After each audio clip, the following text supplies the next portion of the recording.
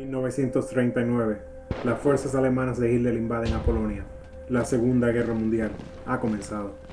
El Schutzstaffel, una fuerza potente, antisemita y racista, toma control inmediato y comienza la construcción de los famosos guetos para confinar a los judíos en partes del país.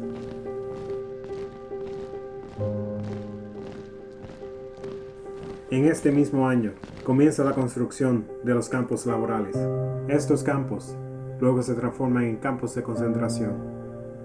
Este es el inicio del Holocausto, en el cual se estima la pérdida de 11 millones de personas.